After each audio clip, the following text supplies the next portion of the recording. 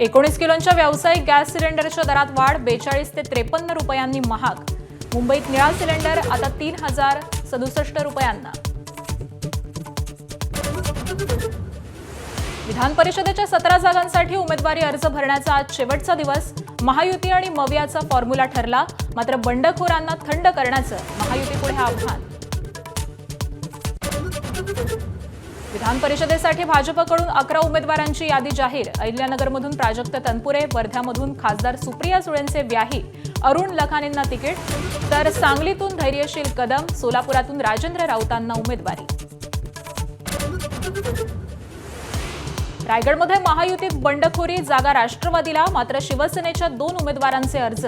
अंतिम चर्चेनंतरच उमेदवारीबाबत निर्णय घेऊ, एकनाथ शिंदेंचं वक्तव्य।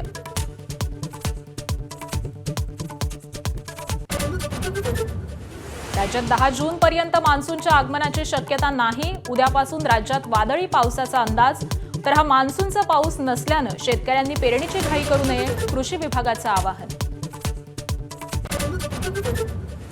इराणचे राष्ट्राध्यक्ष मसूद पेजेशकियान यांच्या राजीनाम्याची चर्चा। इराणकडून मात्र राजीनाम्याचा इन्कार, अफवा असल्याचं स्पष्टीकरण।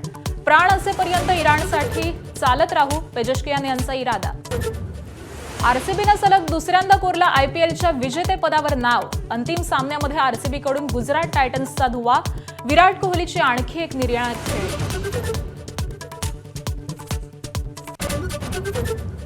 ज्येष्ठ गायिका सुमन कल्याणपूर यांचं वयाच्या 89व्या वर्षी निधन।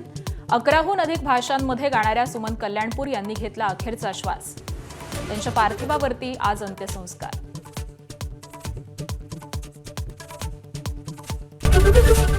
एबीपी माझा, उघडा डोळे बघा नीट।